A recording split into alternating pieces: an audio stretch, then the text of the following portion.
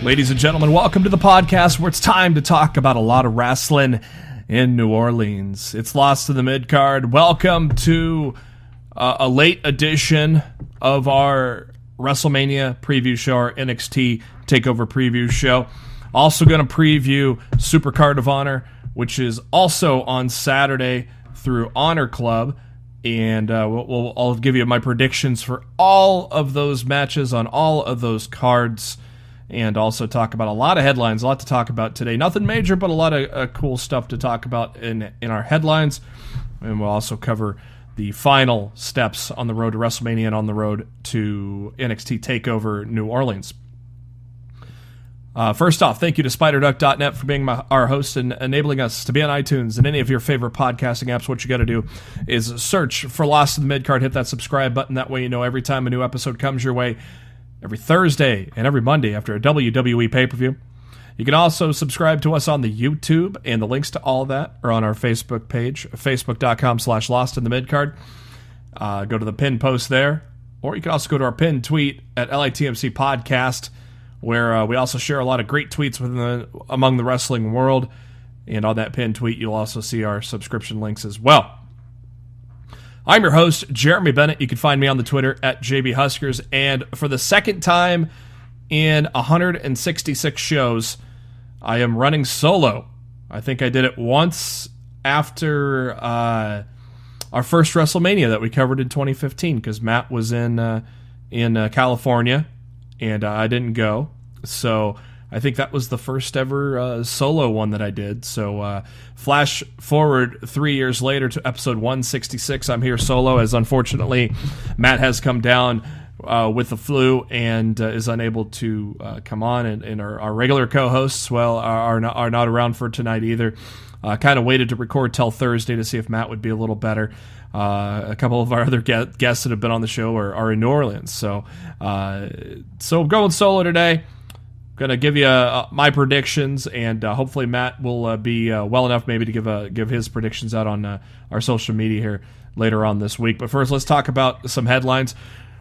Not a lot of mega headlines going into WrestleMania, just a lot to talk about, though, of course, with WrestleMania week. But the biggest news probably came out today on April 5th, where TMZ Sports caught up with Dana White, and he said he made it official.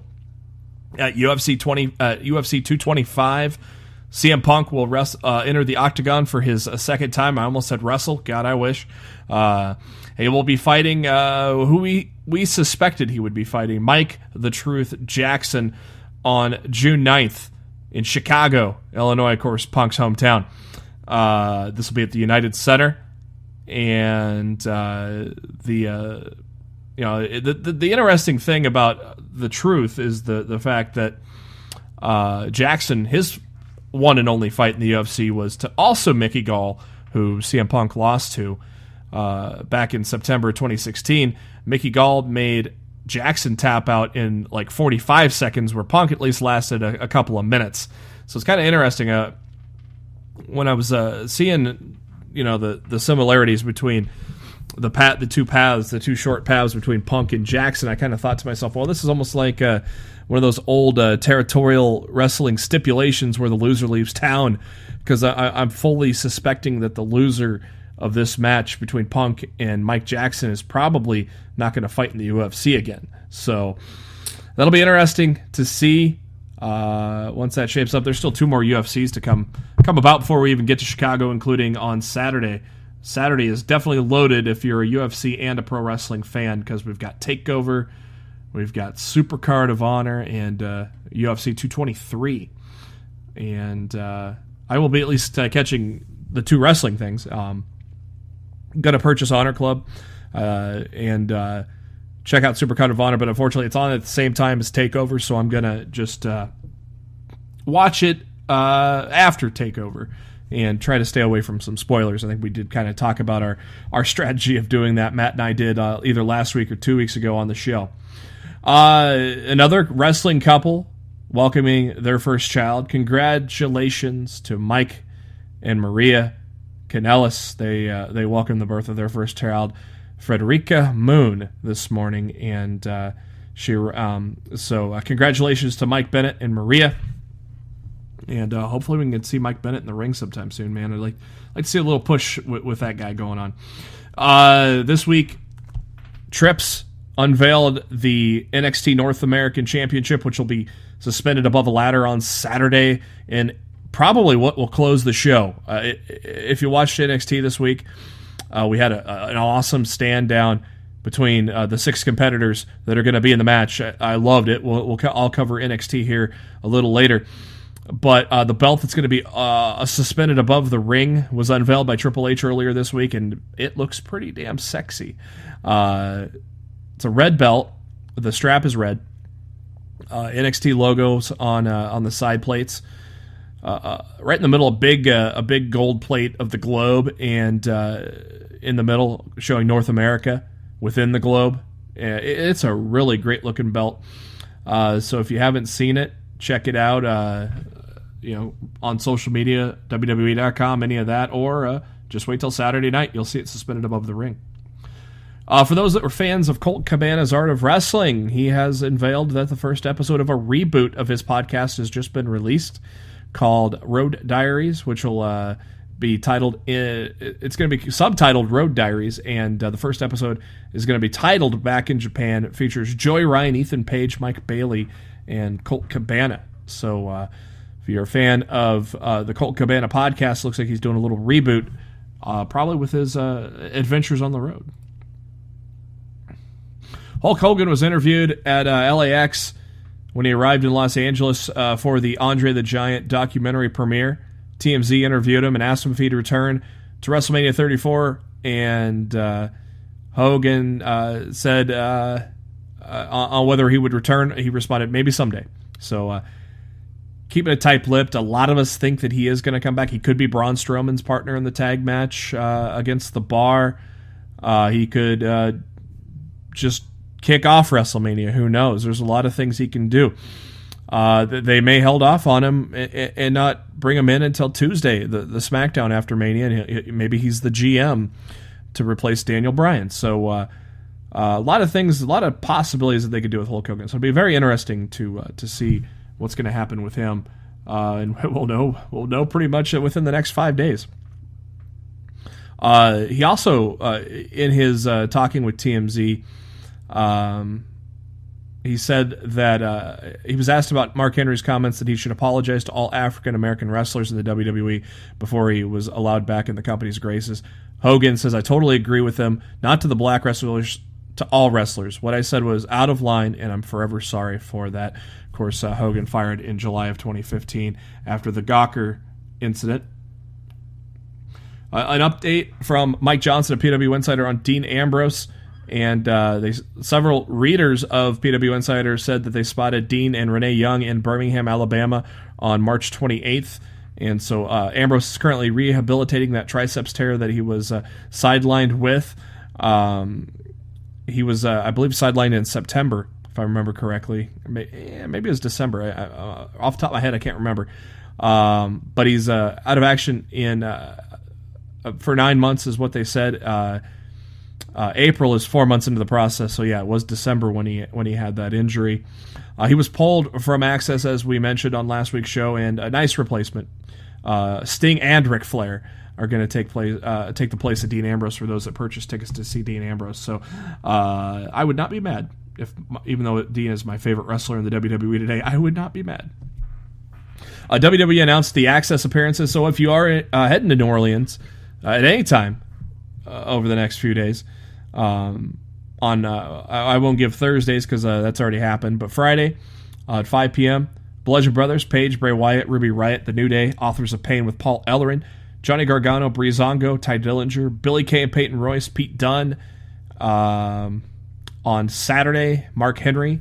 This will be the early 8 a.m. session. Mark Henry, Cesaro, Dolph Ziggler, Becky Lynch, Baron Corbin, Mojo Rawley, Big Cass, Naomi, Kevin Nash, Luke Gallows, Carl Anderson, Dana Brooke. The afternoon session at 1 p.m., Rusev and Aiden English, the Bella Twins, Sami Zayn, Cedric Alexander, The Revival, Paige, Jeff Jarrett, Lana. In the evening session on Saturday, Miz, Kane, Kevin Owens, Mickie James, Sheamus, Jinder Mahal, Alicia Fox, Beth Phoenix, Bray Wyatt, Bludgeon Brothers, Gallows and Anderson. And Sunday morning, 8 a.m., the morning of WrestleMania, Trish Stratus, Apollo, and Titus O'Neil, Lita, Bayley, Elias, Jason Jordan, Sin Cara, Kalisto, Aleister Black, Kevin Nash, DDP, and Zack Ryder. So that's the schedule for Access coming up this weekend in New Orleans. And also the WWE announced that tournaments will be taking place all throughout Access and include Evolve and Progress talents as well. So there's going to be a whole schedule of tournaments going on throughout the day. Some people that are involved in this, Leo Rush, Buddy Murphy, are taking each other on. Dan Matha will take on Drew Gulak. The NXT North American Invitational first round, Jason Kincaid and Fabian Eichner. I think you've seen Jason Kincaid before in Ring of Honor. Kona Reeves will take on Akira Tozawa. The Tag Team Invitational first round, Mustache Mountain takes on Sabatelli and Moss. Street Profits take on Adrian Jode and Cesar Bunani. The women have an invitational first round. Nikki Cross takes on Aaliyah. Kairi Sane takes on Bianca Blair. The WWN champion Keith Lee also takes on Cassius Ohno. In the second session, it's going to be a UK invitational. Lindsay Dorado takes on Raul Mendoza for the UK Championship Invitational. Mark Andrews and Zach Gibson, the other match.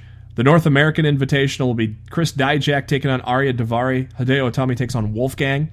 For the tag teams, the Forgotten Sons take on Sanity. TM61 takes on Oni Lorcan and Danny Burch. And then for the women, Dakota Kai takes on Lacey Evans. Candice LeRae takes on Peyton Royce. And then it'll progress on into Saturday and into Sunday morning with the final tournaments. So pretty cool stuff to include Progress and Evolve also in those sessions. On March 29th, the premiere screening for the Andre the Giant documentary was held in Hollywood, California, ahead of the premiere on HBO on April 10th. Among those in attendance, Triple H, Big Show, Hulk Hogan, Rey Mysterio, Jimmy Hart, Mark Henry, boxer Gennady Golovkin, comedian and producer Larry Wilmore, actor Cary Elwes, who starred with Andre the Giant and the Princess Bride, and Scott Hansen from the NFL Network. Of course, if you watch NFL Red Zone, y'all know who Scott Hansen is. So, also with Andre the Giant, the network is going to add a Andre the Giant collection. Actually, it already started on Monday, April 2nd. So you can see things going all the way back to WWF at Madison Square Garden in 1976. And lots of stuff in that a lot of stuff in that collection, going to all the way to the Raw on February 1st, 1993, where they honored Andre the Giant after his passing. The Greatest Royal Rumble, some news there. The tickets that are going on sale, the date has been pushed back to Friday, April 27th at 7 p.m. AST. And now the tickets were initially to go on sale on April 1st, but no reason why they were pushed back. But the tickets now, they said that the update on that they'll be available on Friday, April 13th. So if you're planning on traveling all the way to see the Greatest Royal Rumble, for most of us, we're going to be seeing it on the WWE Network. And the WWE announced the following in regards to that Greatest Royal Rumble. Incredibly, the Greatest Royal Rumble keeps getting bigger. Signature talent being hosted in Jeddah. I'm not sure how to pronounce that. In Saudi Arabia.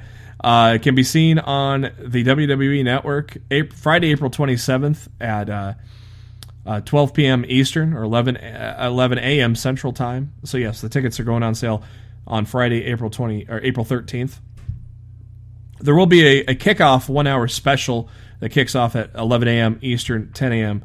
Central Time. That is on Friday, April 27th. So while I'm at work, I'll fire up the network.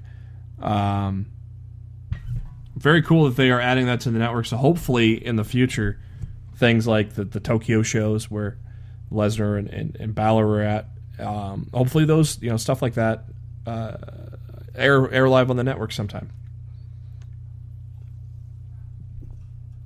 Nia Jax was interviewed by the Mirror in the United Kingdom, and they discussed WrestleMania, bullying, and more. And when she was asked about body shaming in the storyline, Nia said, "I think it's amazing. I think it's something that people know, but they don't want to talk about it. They always want to keep it hidden. I feel like we're tackling it head on, and it should be tackled.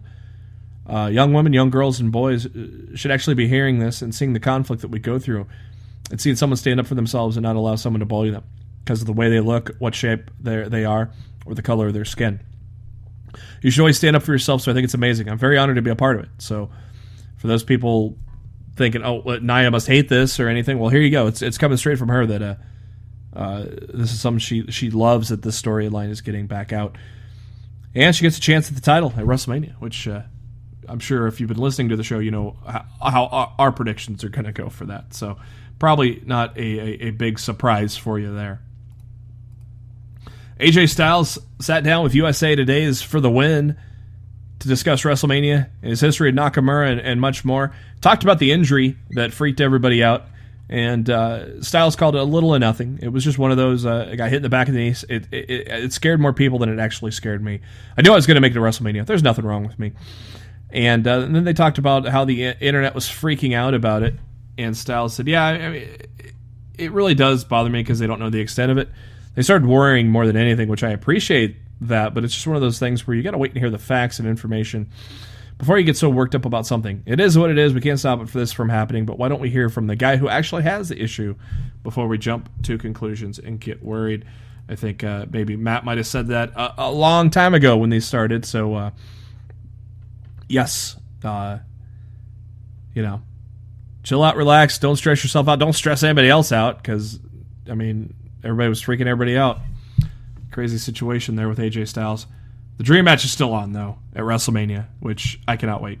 Impact Wrestling continues to grow and grow. Second biggest numbers since they joined Pop TV. Their biggest numbers was with the, I believe, the final deletion. Yes, July 5th, 2016.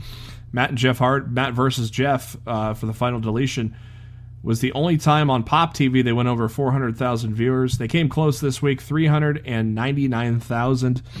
Since Impact, this week's Impact is going as I record. I'm not going to cover last week's television, but yeah, Impact is definitely trending up.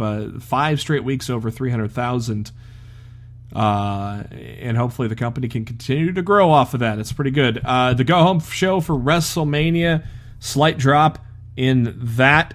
3.358 million, basically just down overall about 9,000 viewers from the week before. A very strong hour 3 though, 3.314 million. Of course, everybody's still wondering about Taker, and yeah, I'll get into that when we cover Raw. SmackDown audience also drops down to 2.467 million. They lost about 110,000 viewers from the week before. Very interesting to see both shows see a dip in viewership before WrestleMania. I think that a lot of fans are starting to get smart that the WWE really is holding all their cards until WrestleMania, and then probably the Raw and SmackDown after WrestleMania. So definitely expect a gigantic jump in the ratings when we do our show next week. WrestleMania Theater is on the WWE Network now. A little collection. Relive some of the greatest matches of the modern era with never before seen footage. And so a big playlist there has been added, as well as a Finn Balor playlist as well.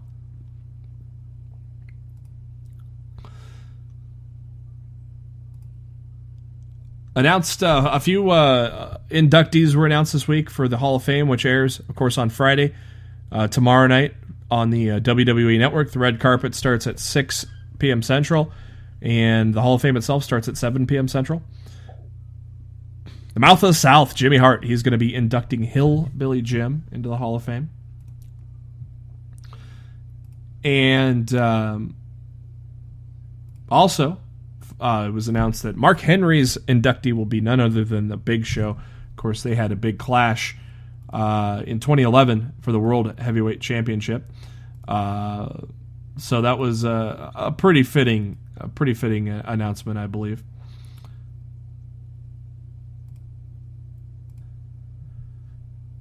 Currently in Japan at Sakura Genesis, a little scare as Will Ospreay was took a nasty beating, and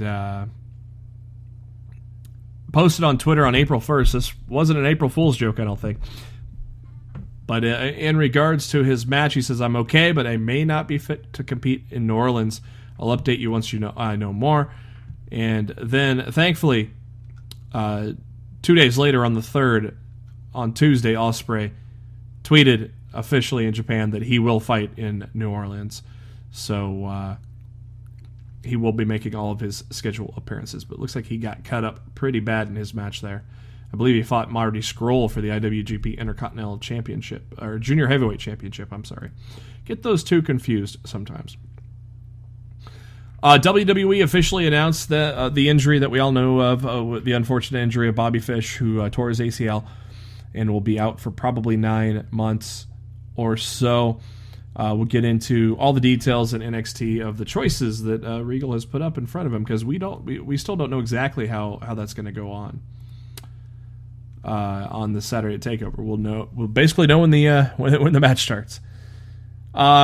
Big Show's return to the ring was officially announced. It's going to be at the Greatest Royal Rumble, which, as I mentioned, on April 27th, he'll be competing in the 50-man Rumble match. This will be his first match back since undergoing hip surgery.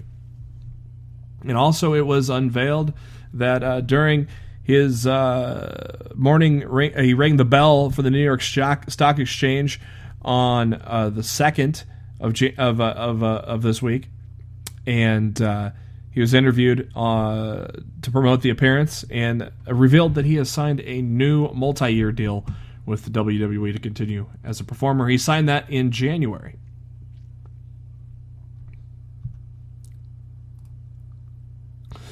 At Monday Night Raw, interesting name backstage. None other than former TNA World Champion James Storm was in attendance for Raw in Atlanta, GA. No sign of The Undertaker. Yeah, well, we found that out after Monday played out. James Storm, though, of course, had a small stint with NXT before he decided to go back and sign with TNA. Of course, now a free agent. Many expect him to come back either to NXT or, you never know, maybe the WWE. We'll find out probably maybe Monday or Tuesday after WrestleMania.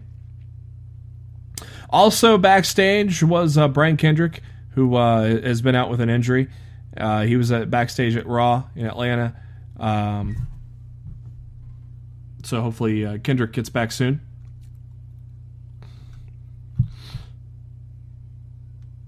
And the return to Madison Square Garden for the WWE is on July 7th. Hey, let's put that on the network, please. The main event is currently advertised as Roman Reigns against Samoa Joe. So that'll be a great one. And also scheduled to appear Ronda Rousey, Braun Strowman, Seth Rollins, Finn Balor, The Miz, Alexa Bliss, Asuka, Sasha Banks, Elias the Bar, Matt Hardy, and Bray Wyatt.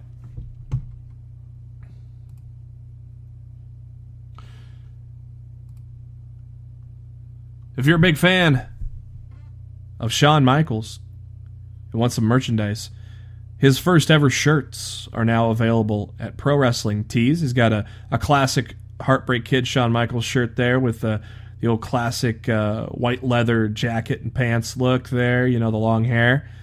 He also has a shirt, No Horses, Bullets, or Shield, The Click, Just Better. Hey, a little shots fired there. And then a pretty cool shirt of Michaels sitting down, clutching the title after winning the WWE Championship for the very first time at WrestleMania 12, and below it says Boyhood Dream.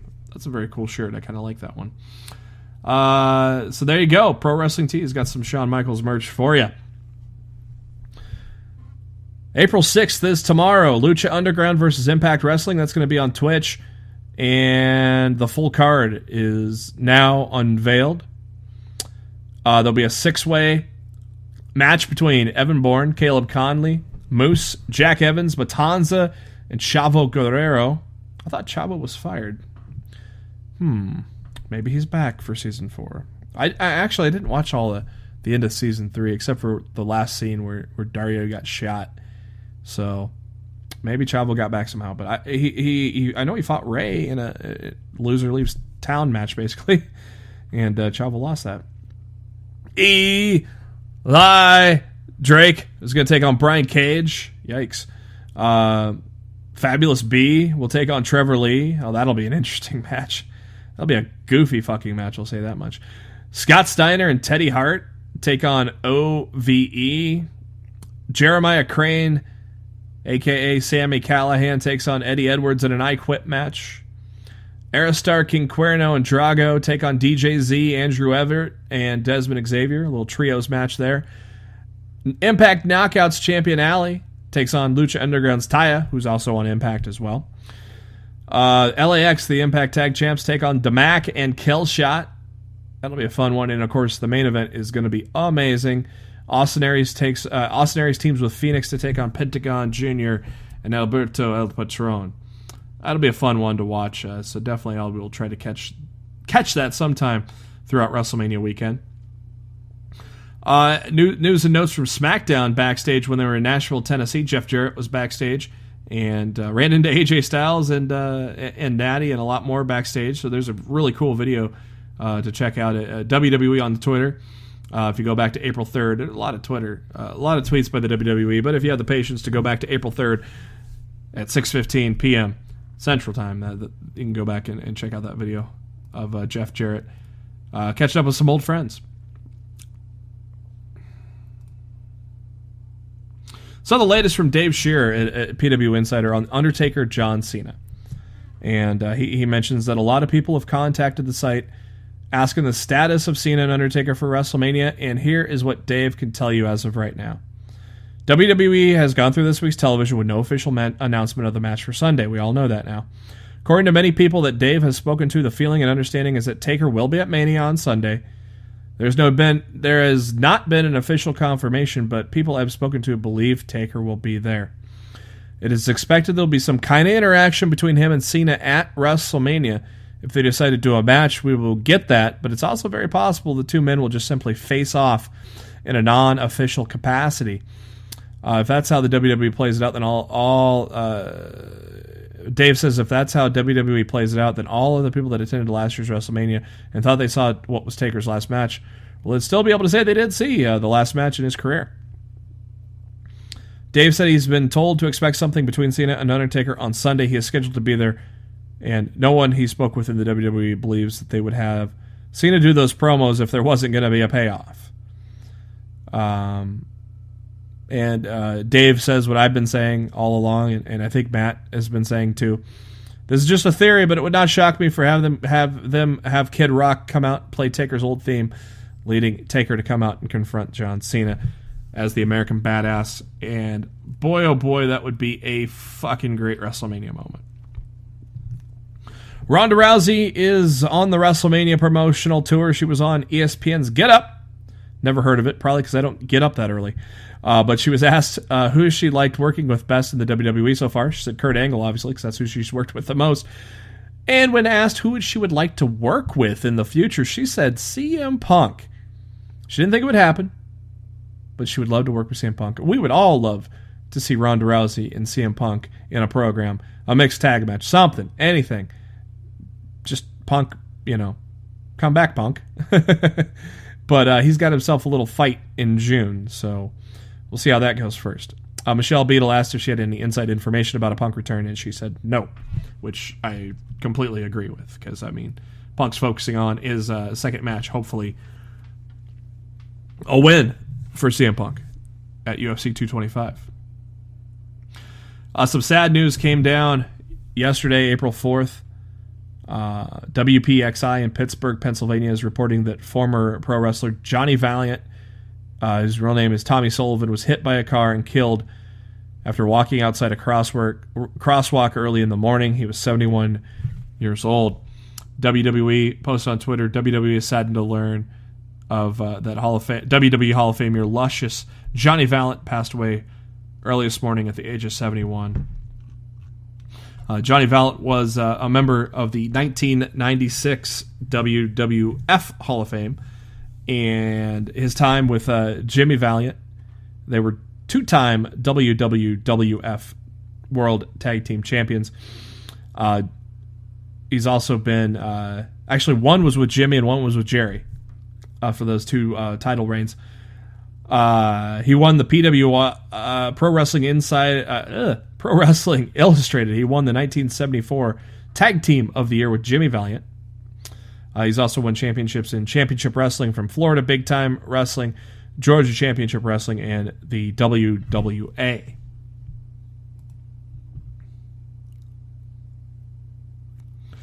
An update ahead of Supercard of Honor on Saturday.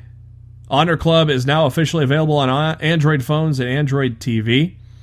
The app for iOS, as well as the ROH channel for Apple TV and Roku channels, remain in the review process. So it is unknown if they'll be ready for Saturday. So you may have to watch it on your phone or your tablet or your computer. May not be able to watch it on the television unless you got yourself, I don't know if it's going to be Chromecast handy or not. So it'll be interesting to see if they can get that done in time. But better to do it right than to do it early and screw it up. On Thursday morning, Mike Johnson of PW Insider was revealed the Legacy Wing inductees for the WWE Hall of Fame. Legacy Wing was instituted in 2016 to honor some of the pioneers in the early days of professional wrestling. And the names for this year include former WWF champion Stan Stasiak, who is the father of Sean Stasiak, who was in WCW and WWE as well. One of my favorites from the 80s and early 90s, Lord Alfred Hayes, is going in. And, of course, he was a wrestler in his time and also a pro wrestling manager, but also many know him as the WWF commentator during the 80s and 90s. And, of course, Coliseum Home Video, which was just added to the WWE Network. You'll be able to see a lot of his work there right now. Also inducted, Dara Singh. Singh was best known for defeating Lou Thez for the World Championship in 1968. He was also inducted into the Wrestling Observer Hall of Fame in 1996. Cora Combs, she began wrestling professionally in 1945 and was inducted into the Pro Wrestling Hall of Fame in 2007.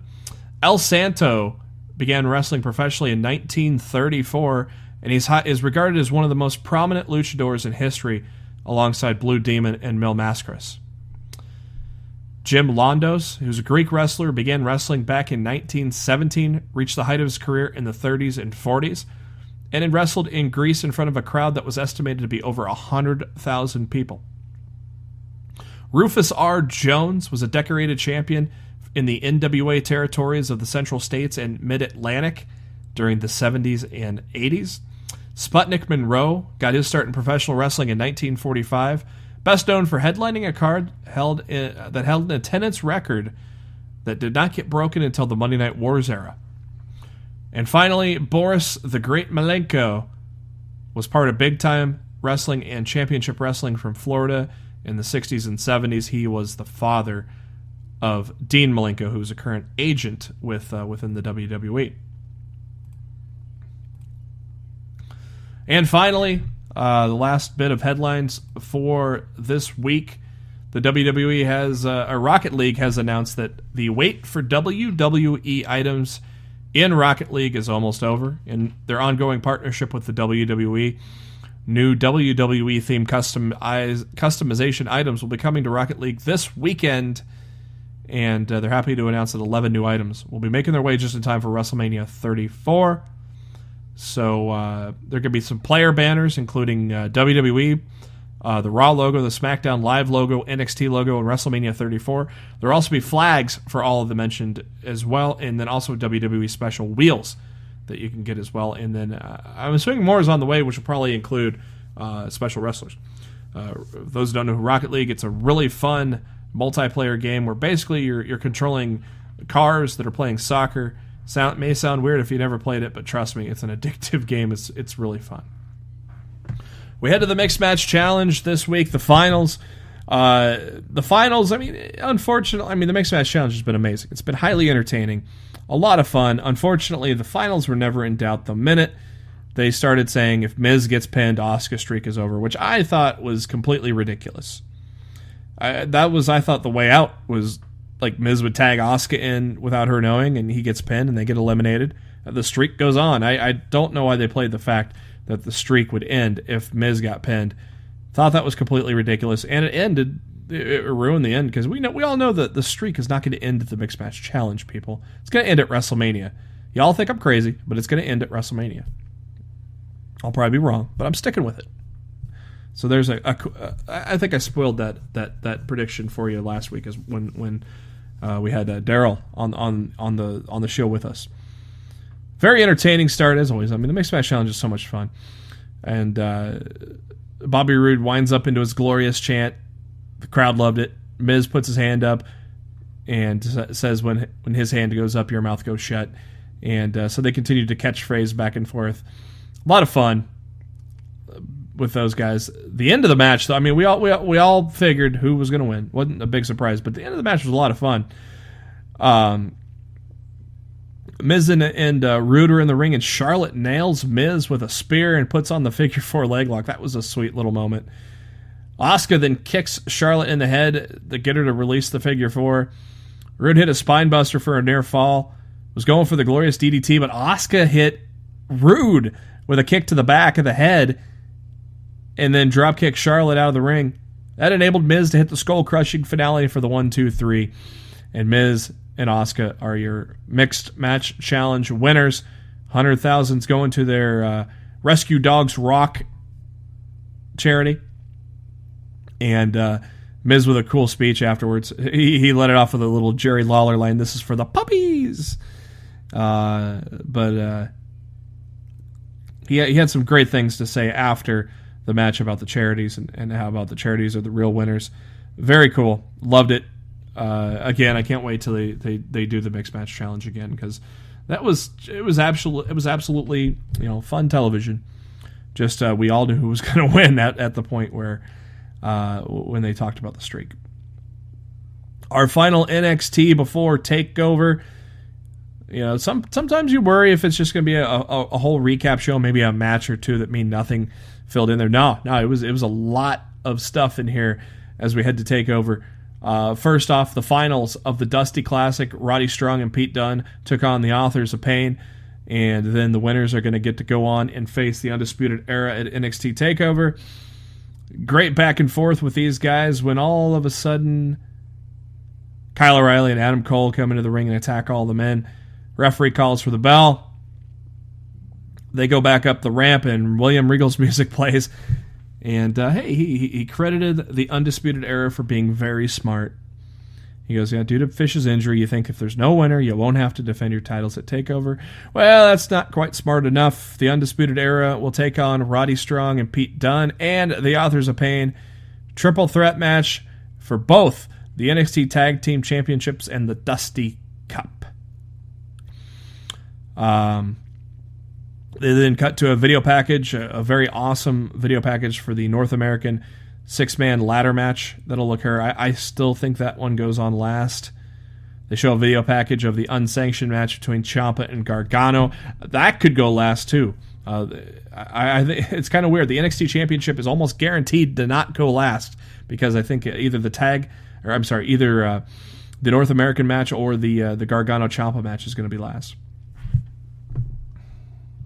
The second of 3 matches on the evening was Kairi Sane taking on Vanessa Bourne, and a very, very competitive match. Vanessa Bourne really looking good, really coming into her own. I think within some time in 2018, I think Vanessa Bourne will definitely start to make a mark for herself here in NXT. But on this particular day, the Insane Elbow got the victory for Kairi. After the match, Lacey Evans was in the back, and she said she had a statement to make, and she's talking about all the psychos in NXT, including Nikki Cross and Ember Moon and Dakota Kai and Kairi Sane, talking about how she's better than them, basically. And in particular, Kairi Sane. So probably expect a Lacey Evans-Kairi Sane match in the near future. Because I think Kairi Sane is probably going to be the next contender for the NXT Women's Championship when I get to those predictions. Outside of Full Sail Arena, Adam Cole and Kyle O'Reilly stop William Regal and complain about Adam having to wrestle twice on the show. And Regal says, well, they got 3 options. Cole can wrestle twice, Kyle can wrestle on his own, or Adam can withdraw from the ladder match and wrestle with Kyle for the tag titles. Very interesting. Now, since Regal gave those 3 options, I'm kind of wondering if the Chris Dijak option is out. But then it kind of makes me wonder if my little bold prediction might come true, which I will get to when we cover the card for Takeover New Orleans at the end of the show. They had a little video package for Aleister Black and Andrade Cien Almas, and also they took a look at Shayna Baszler and Ember Moon. And we end the night with Lars Sullivan and Killian Dane, and these 2 bulls were beating the holy shit out of each other. Loved it. As expected, it was a great match.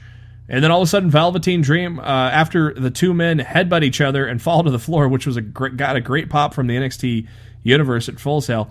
Velveteen Dream comes to the floor, climbs up to the top rope, and acted like he was going to jump on either Dane or Sullivan.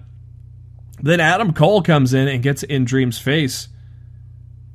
And he poses, Dream poses, and then Adam Cole does his own little pose for the Adam Cole bebe. Then EC3 comes out to a mega pop. Dane and Sullivan then get in the ring. All 5 men are in the ring, and all of a sudden Ricochet's music plays, and the Full Sail went nuts. Ricochet comes into the ring, does the springboard superhero landing that we all know him for. That was a tremendous end to NXT. Got me hyped for the ladder match. It makes me think the ladder match is going on last, and I don't hate it. I mean, all 6 men are amazing. It's going to be the show stealer of the weekend, one of them. I mean, Gargano and Ciampa could be a show stealer of the weekend as well. But yeah, that ladder match is going to be insane, and it's not going to surprise me if it goes on last. And I got a theory on why the NXT Championship ain't going to go on last either. Monday Night Raw, the last one before we head to WrestleMania, and we are in Atlanta, GA, Bad Street, USA. Yeah, Bad Street, GA. The WrestleMania face-off. Jonathan Coachman's in the ring. We got a couple of tables. Coachman's at a podium. And the participants, Angle and Rousey, Triple H, and Steph McMahon all come out. And basically a lot of trash talking between the 4 sides. And then they do a UFC-like photo promotional shoot, kind of like what they do with the UFC. And Coach says for the photo op, brings the photographers in the ring and says to keep it classy. Triple H and Angle did shake hands. Stephanie extended her hand for a handshake. Rousey didn't shake it. Got in Steph's face. Angle tried to break it up between the 2 women, and then Triple H, again, cheap shots Angle with a microphone. And Rousey grabs Trips by the throat. I'm like, is she going to choke slam Triple H through a table? How badass would that be? But no, Stephanie puts Rousey through a table. Of course, we all know who's going to win this match anyway. So, of course, the bad guys had to get the last word on the Raw before we go to WrestleMania. But swig of Diet Pepsi for the working man. But good opening segment. I liked it. I think Rousey's still kind of learning the promo side of the WWE, and it's a whole new business. It's a whole new game. That'll come within time, which is fine. I mean, outside of that, I mean, that's just a minor gripe. Overall, I thought it was a very solid opening to Monday Night Raw. We got Bayley and Sonya Deville, and the uterus cup standing alongside the ring as well. I cannot believe they used that as the trophy.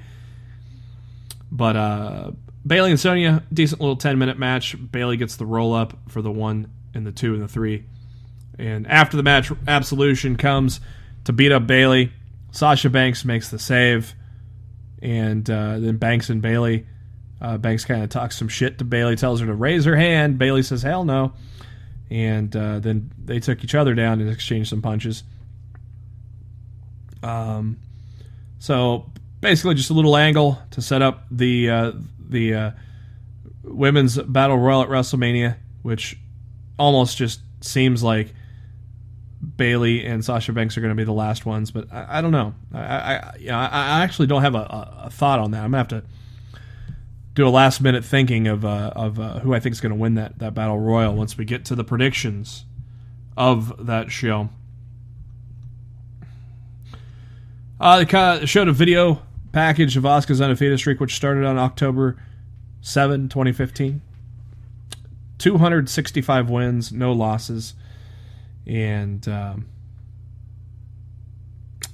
all leading to Charlotte Flair for the SmackDown title at WrestleMania. The announcers congratulated Miz and Maurice on the birth of their baby girl, Monroe Sky Mizanin, who was born on March 27th. Miz made his entrance in a suit. He is joining the commentary team for Seth Rollins and Finn Balor. And these guys had a fucking amazing match. No surprise with these guys, but holy hell.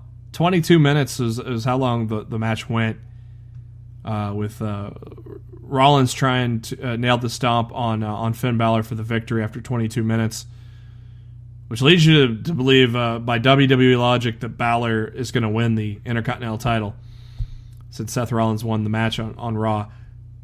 We'll see if I go that way. But an amazing match nonetheless. 22 minutes, Rollins and Balor showing us why they were the first ones to go for the Universal title a couple years back.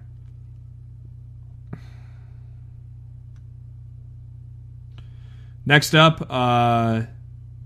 they showed a video, WrestleMania history, showing Goldberg getting beat by Lesnar for the Universal Championship at last WrestleMania. Yep, Lesnar's been the champion for a year. And they showed another video package including Roman Reigns as well. Paul Heyman is talking backstage. Kurt Angle comes up to him and says he wants to make sure the most important of the WrestleMania main event stays intact. Heyman said, we'll do it your way. We'll say what we have to say and be done. Angle told him, don't say anything that'll cause Reigns to injure Lesnar. Heyman laughed about that. And Angle does not want Heyman to add any fuel to the fire. Heyman still took it under consideration and laughed maniacally some more. We all know that, yeah. We all know that's going to just go smooth, right? Sheamus and Cesaro were in the ring. And Braun said he's found his tag team partner. He goes in the back and comes out dressed as Bubba Ray Dudley, or calls himself Brains Strowman. Kind of funny. So basically, that means we got to wait till WrestleMania to find out who his partner is. Samoa Joe, please. Yes. If not, James Ellsworth would be a great full circle choice, because James Ellsworth came to prominence in the WWE by being a jobber. Any man with two hands has a fighting chance. When he faced Brock Lesnar and got squashed, I think that would be great. A Hulk Hogan, I think, would be a cool moment. But still, Joe, please, Joe. Don't know where they're going, though. Matt Hardy and Goldust, I was excited for that match, but it only went about 3 minutes, unfortunately. No surprise, Matt Hardy getting the win with a twist of fate. Bliss and James did a promo, basically talking some shit about Nia Jax, pissing her off even more. John Cena comes out, cuts the same thing we've seen over and over and over again, and again, no Undertaker. Matt would go off on this right now, and I'm not. I think this is stupid too. I mean, ever since the network existed, though, I think Vince feels the need to not reveal things until the pay-per-view. And that is that the right thing to do? No. I mean, it's stupid. You want people to buy the network. He's thinking people are going to buy the network. Well, Taker not showing up may lead people to think, oh, he's not showing up at all, so they're not going to watch WrestleMania. That's what I think. It's just completely stupid. But still, so to speak, if Kid Rock is playing American Badass at WrestleMania, we are all going to mark out.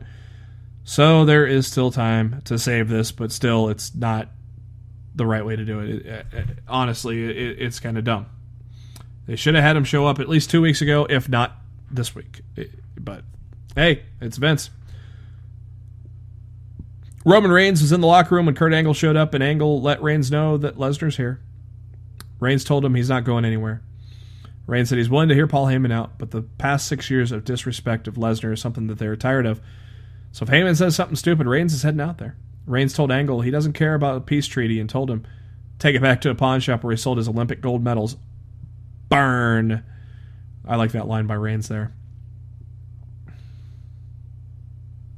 Elias cutting another great concert. Can't wait to see what he does at WrestleMania. Hopefully with The Rock, that would be badass. That led to a Heath Slater-Elias match that went in about 2 minutes. Of course, Elias getting over there. Braun Strowman backstage. He runs into Kurt Hawkins with wearing a Pick Me Braun shirt. That was hilarious. And Strowman asked him about his win or loss record, and Hawkins, hey, this could be his big break. And Strowman said, yeah, no, not hearing it through Hawkins through a fake wall. There's your big break. Again, more great funny stuff from Braun Strowman. And I love the Pick Me Braun shirt by Kurt Hawkins, too. That was a fun little segment. I love that. Nia Jax had an interview, with a sit-down interview with Renee Young, kind of a backstage thing, pre-recorded segment.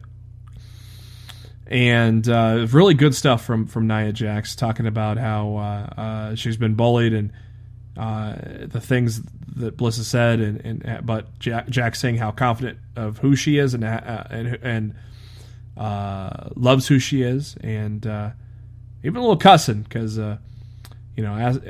Jax saying how she doesn't take that shit from anyone. So it's a feud people have gotten behind. The people are well behind Nia Jax. It's going to be an amazing pop when Jax becomes the Raw Women's Champion. Hey, there's a little preview of my predictions, but you probably already knew that one. So, but a good interview with Nia Jax and Renee Young there. Loved it. Definitely help further the feud. Asuka and Dana Brooke teamed up against Alexa Bliss and Mickie James. That went about 11 minutes. Pretty okay tag match. Weird how Dana Brooke and Asuka were teaming up after Dana Brooke swore she could break the streak a while back. But anyways, this was just all to pass the time with Dana Brooke and Asuka getting the win. Because obviously, if Dana Brooke got pinned, the streak would be over. So we all know it's not going to end there either. So then we get to Roman Reigns, Brock Lesnar, Paul Heyman cutting the promo. And Reigns comes out. The entire, more like the entire tag team division was out there to kind of block Reigns. And Lesnar then told those guys, hey, think about it. You really want to protect him? This part-time bastard, as he called him. And the guys were like, yeah, you're right. Go on and beat him up. So they got in the ring. And this time, Reigns would get the upper hand for quite a while. But in the end, as Reigns is staring over at the WrestleMania sign after knocking Lesnar down, Lesnar pops up back on his feet, hits the F5 on Reigns, and Heyman reiterates that F5 put him down. So basically, putting the fact that the F5 is going to be dangerous. So when it happens 5 times and Reigns kicks out all 5 times, we'll all be surprised. I expect it to be a good match, though, but like Matt's been saying for a long time, we're all tired of Lesnar as Universal Champion.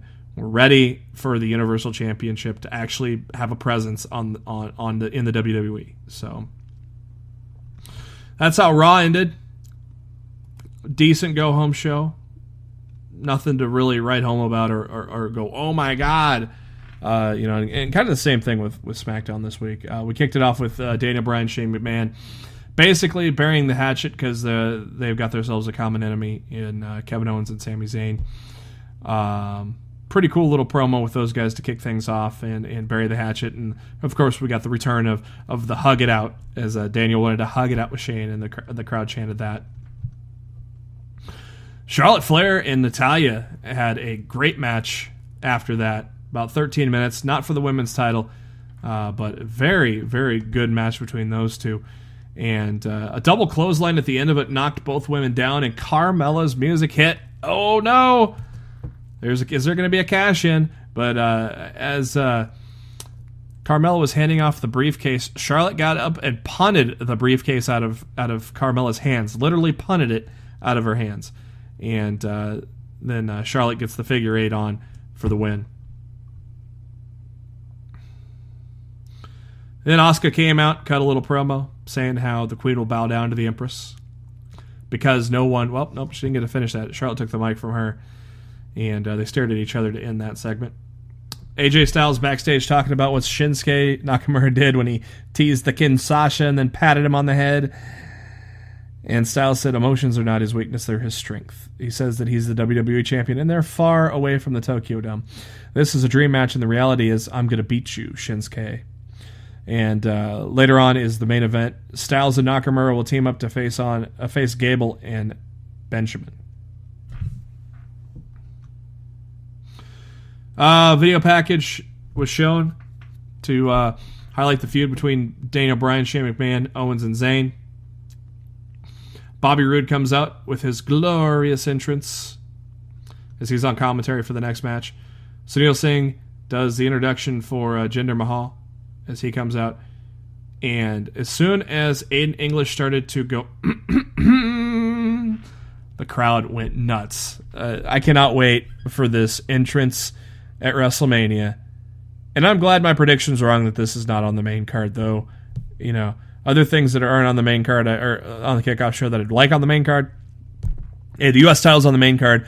We're going to get a gigantic pop in the Superdome for Rusev.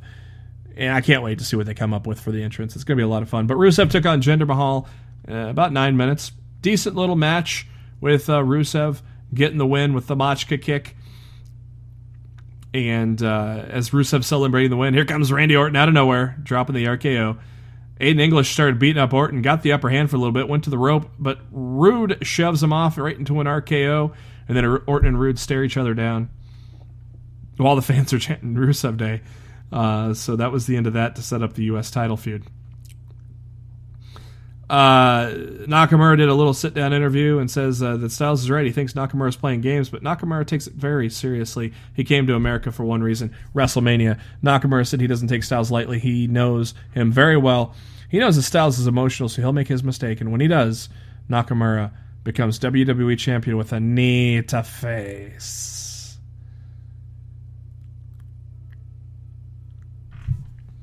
New Day cut a promo. The Usos interrupted them, and then the Bludgeon Brothers scared the shit out of them to basically set up that tag match. We got a bunch of guys that are in the Andre Battle Royal facing off in an 8-man tag. Mojo, Raleigh, Dolph Ziggler, Primo, Baron Corbin, take on Zack Ryder, Fandango, Tyler Breeze, and Ty Dillinger. And the bad guys get the win here after Corbin hits the end of days on Fandango. Kevin Owens and Sami Zayn all of a sudden showed up in street clothes and stood on the announce table. And they said even though they're fired, this is still the Sami and Kevin show. Owens said that WrestleMania will still be the Sami and Kevin show. And Zayn said they need to apologize to some people, but not Daniel Bryan. Zayn says they need to apologize to Brie and Bryan's daughter Birdie, because of what they do to Bryan at WrestleMania. All their love and support won't be enough to put Bryan back together. And they mocked Bryan for his inspirational fight for your dreams speech and bragged about how they'll obliterate Bryan and Shane. Owens says this will be their WrestleMania moment, and Zayn says it doesn't matter if you boo because they deserve it. Bryan and Shane came out onto the stage as Sami and Kevin bailed. And they talked some shit to Sami and Kevin and started singing na na na na na na na hey hey hey goodbye. Not in that way, but hey, you know, it's the quickest way for me to say it. But a pretty cool promo to lead us to that, and then we get ourselves AJ and Shinsuke against Benjamin and Gable. About 12 minutes this match went to end the evening. A great match between these four, as expected. I mean, all four of these guys can go in the ring. It was pretty cool as Styles put Gable into a fireman's carry neckbreaker. He jumped over the ropes and stared at Nakamura before hitting the phenomenal forearm. That was a pretty cool moment. Led to the pinfall. AJ and Nakamura win. Great match with those guys. After the match, Styles celebrated the championship, and Nakamura stood in the ring. Benjamin attacks Nakamura from behind. Nakamura fights off Benjamin, and then sends him out of the ring.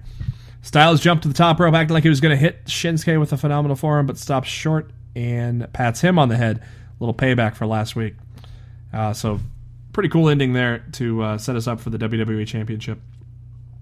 I like SmackDown Live a lot better than Raw for the go-home shows.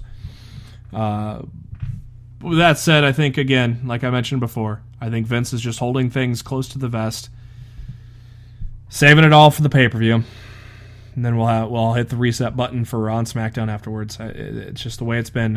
It's kind of been the way it's been that way since WWE Network existed. So I think we'll have a lot of fun. But first, let's talk about Supercard of Honor, which is April 7th on Saturday from the UNO Lakefront Arena in New Orleans, Louisiana. The two pre-show matches will be the semifinal matches for the Women of Honor Championship match. Kelly Klein takes on Mayu Iwatani, who I think Kelly Klein gets that win. Sumi Saki takes on Tenille Dashwood. I think it's pretty simple that Tenille Dashwood wins that match. Chucky T and Jonathan Gresham will open up the show as it was announced. I think, there's nothing to gain for Chucky T getting a win over Jonathan Gresham here. Chucky T is just kind of on the card while his buddy Trent Beretta is recovering from injury. The Briscoes take on Jay Lethal and Hiroshi Tanahashi for the ROH World Tag Team Championships. As Matt had said, on Twitter, ROH kind of spoiled it for their show in Lakeland, Florida, which I believe is at the end of April, where it's Bullet Club versus ROH champions. He does not see Hiroshi Tanahashi being at a Lakeland, Florida live show. So expect the Briscoes to retain here, but I mean, hello, it's Briscoes against Jay Lethal, Hiroshi Tanahashi. It's going to be fun to watch, but the outcome will probably not be in doubt. Last man standing match for the ROH World Television Championship. It's Kenny King against Silas Young. Don't see King losing it back to Young on this one, so I fully expect Kenny King to retain the television championship. This will be a hard-hitting one. Tomohiro Ishii takes on Punishment Martinez in a singles match. I think this is the one where they put the New Japan talent over the ROH talent, so I think Ishii gets the win here. ROH Six-Man Tag Championships, Flip Gordon teams with the Young Bucks. That'll be fun. A hell of a lot of fun. They're going to take on SoCal Uncensored, Daniels Kazarian, and Scorpio Sky. It's a ladder match also for the ROH Six-Man Tag Team Championships. Man, SoCal Uncensored just won those belts. But it's a ladder match. But SoCal's like to cheat lately. You know, they brought in a hired gun in Keith Taylor, I believe it was. You know, they like to get under the skin of Bully Ray. I think they're going to do something underhanded to beat Flip Gordon in the Bucks. I think SoCal Uncensored retains. Hangman Page takes on Kota Ibushi in what will yet be another amazing matchup. I think Kota Ibushi gets the win there. Kelly Klein and Tenille Dashwood. I'm going to put it on Tenille. I think Tenille, obviously, if you've heard the show, we thought Mandy Leon or Deonna Purrazzo deserved to be the first Women of Honor champion. We got Kelly Klein, who they book heavily as a favorite. I say put it on Tenille Dashwood at this point. I'm going to predict her for the win. Marty Scurll, Dalton Castle for the ROH World Championship. I think Dalton Castle got his title-defining win when he defeated Jay Lethal. I think Marty Scurll becomes the ROH World Champion. The villain is going to hold the gold. And finally, the one we've been all waiting for, it'll probably close the show, Cody Rhodes, Kenny Omega. The Bullet Club is fine. This one's tough to call. But in the end, I think Omega is going to get the win. This is like 51-49. It's hard to call. It's a 50-50 split. I got to pick a winner. So I'm leaning barely on the side of Kenny Omega, and it is going to be amazing. I cannot wait to watch Supercard of Honor on Saturday after TakeOver, because TakeOver is what I'm going to watch live, and we got 5 matches on the card. The unsanctioned match, Johnny Gargano against Tommaso Ciampa. If Gargano wins, he's reinstated at NXT. If Ciampa wins, Gargano is banned forever. I always think something weird's going to happen here in this match. Maybe the unthinkable, where Candice LeRae turns on Johnny. That's really far-fetched. God, Johnny loses all the big matches, though. It's time for him to win. I said it before where it was hard for me to imagine NXT with Gargano and Ciampa both there together after this match, but I'm going to go Gargano just because of how many times they have him lose on big matches. It's about time that they have him win a big one. Ember Moon, Shayna Baszler for the NXT Women's Championship. If I wasn't so certain that she's getting called up, I would have had Ember retain again. But I think she's getting the call up. I think she's also going to be in the Battle Royal at WrestleMania. And I think the badass Shayna Baszler, the Queen of Spades, is going to be your new NXT Women's Champion. Then it'll be probably Kairi Sane.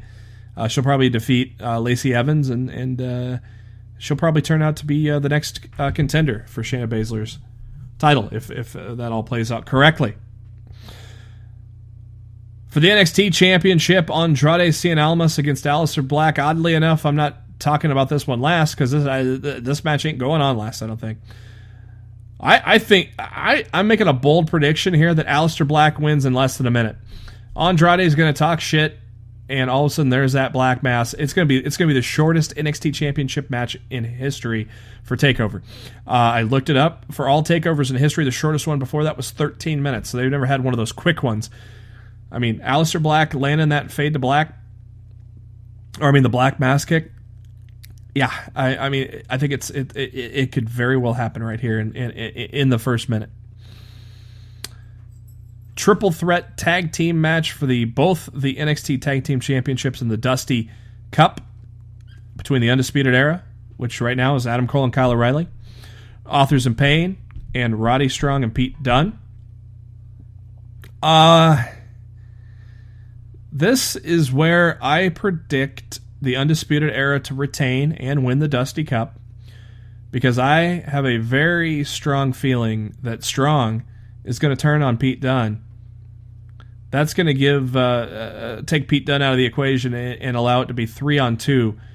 And Strong joins the Undisputed Era, tags with Kyle O'Reilly, as Adam Cole goes on to the ladder match, which I think will close the show.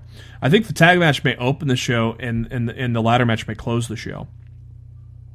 So Roddy turns on Pete Dunne.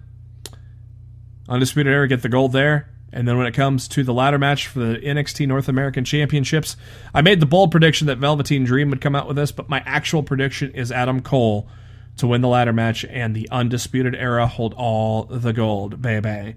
So Adam Cole, Kyle O'Reilly, Roddy Strong, maybe Dijak gets involved somehow, maybe in the ladder match.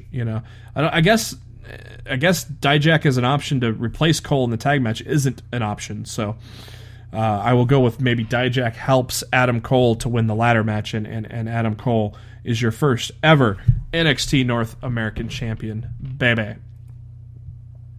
So WrestleMania, there are 13 matches announced.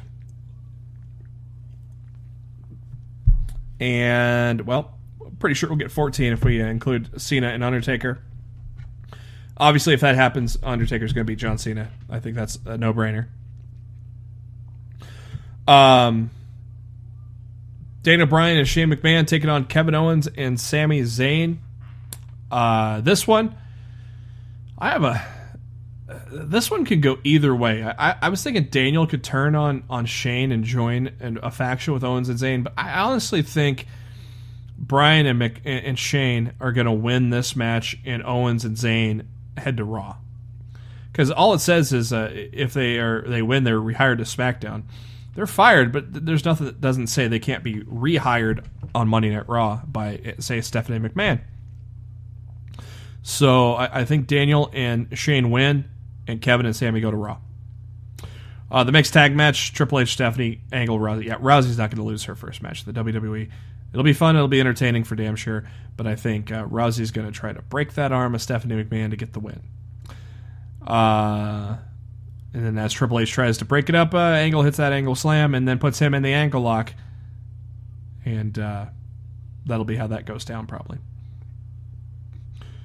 Triple threat match for the SmackDown Tag Team Championships. The Usos are your champions against the New Day and the Bludgeon Brothers. I fully expect the Bludgeon Brothers are going to win this one. I think it's their time. They're the dominant team. Possibly, maybe AOP could come right in and challenge them. That would be an interesting little match if that ever happened. But I think it is the Bludgeon Brothers' time. It's not like these guys are two new guys to the WWE. It's a new package for them, but they're not new to the WWE. They're not new as a tag team either. So that all put that all together, and I think the Bludgeon Brothers win.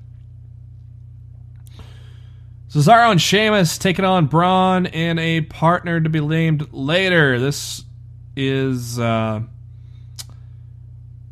obviously can go two ways. I mean, if it's Joe, I think the Bar loses.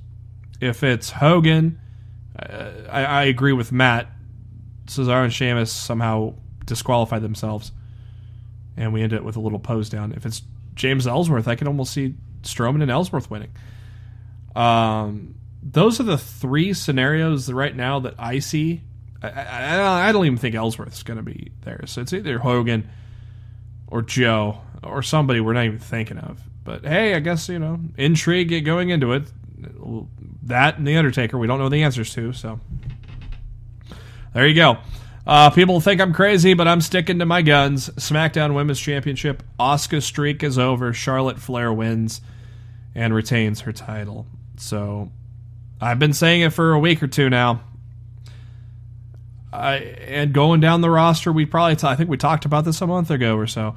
Going down that roster, we said, who's the one that's most likely able to make her lose her first match? Some people say Rousey. No, I don't want it to be Rousey, honestly. I think Charlotte Flair should be the one to break Asuka's streak, and it's going to happen at WrestleMania, so I'm going to stick with that.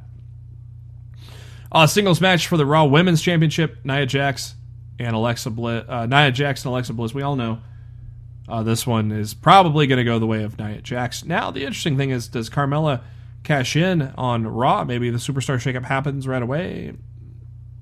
Maybe there's no rule on who she can cash in on. I don't know. But I smell the Carmella cash in on Raw eventually. I think she's going to Raw in the Shakeup. Before we get to the final four matches, we'll go to the pre-show matches. Cedric Alexander, Mustafa Ali for the Cruiserweight Championship. This is going to be phenomenal. I honestly think the way the guys have been portrayed and pushed, it's going to be Mustafa Ali. I think Mustafa Ali is going to win the Cruiserweight Championship over Cedric Alexander. Just the way they've been pushing these guys, putting them together in packages and such. I think Ali is going to be the new champion. Andre the Giant Memorial Battle Royal. This could be anybody's guess, a crapshoot, so to speak.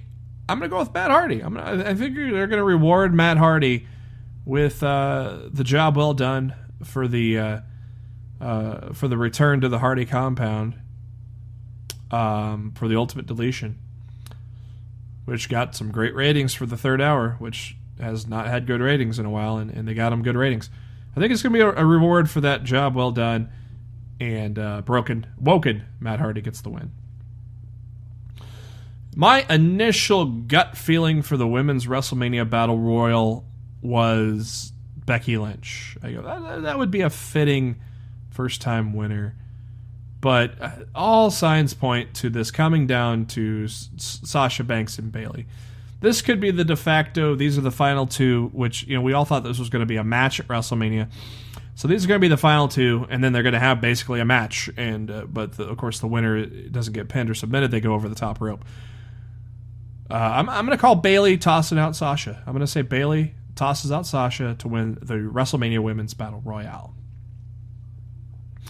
Fatal 4-Way for the United States Championship. Randy Orton, Bobby Roode, Jinder Mahal, and Rusev Day. I think Orton just became champion to become a member of the Grand Slam Club. Rusev did win his match last week. Or this week on SmackDown. I don't see Jinder winning it.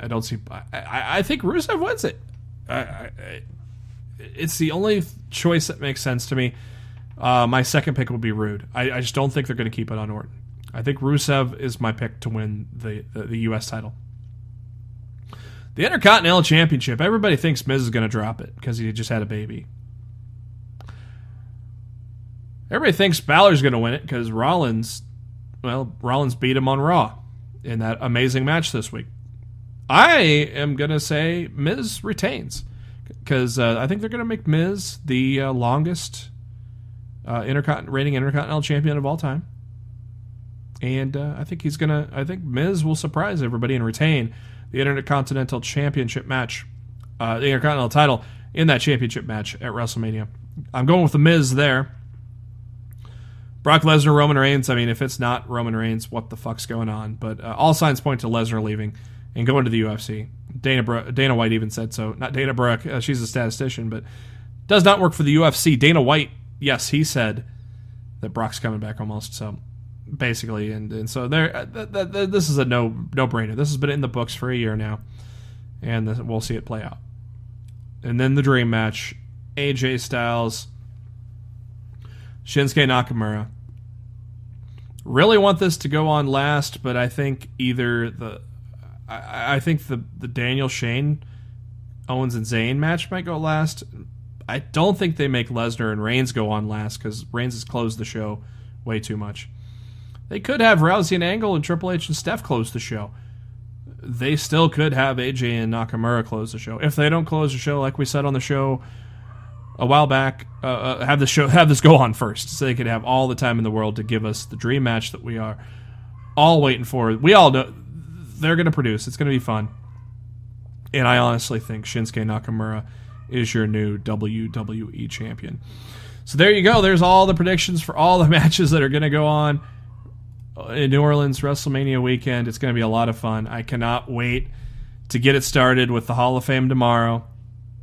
Then we got Supercard and Takeover Saturday, Mania Sunday, and then the Raw and SmackDown after Mania Monday and Tuesday. It's going to be a fun few days, and can't wait to see what happens, and hopefully some good surprises and some debuts on Raw and SmackDown afterwards as well. But thank you to SpiderDuck.net for being our host and enabling us to be on iTunes and any of your favorite podcasting apps. What you got to do is search for Lost in the Midcard, hit the subscribe button. That way you know every time a new episode comes your way. Every Thursday and Mondays after a WWE pay-per-view. Hopefully, Matt will be healthy enough to join me on Sunday. If not, I will do yet another solo show recapping WrestleMania. So we'll see what happens there. Hopefully Matt gets well soon. You can also subscribe to us on YouTube. The links to all that on our Facebook page, facebook.com/Lost in the Midcard. Also on Twitter at LITMC Podcast. Just go to our pinned post there to find the subscription links there. We share a lot of the great tweets from the wrestling world as well on at LITMC Podcast. Make sure you follow my co-host Matt Black at Raw F Showtime. Make sure you follow me at JB Huskers. And as we ride off into that sunset, we got WrestleMania in our sights. I hope you guys enjoy the weekend, have a lot of fun, and we'll catch you on Monday.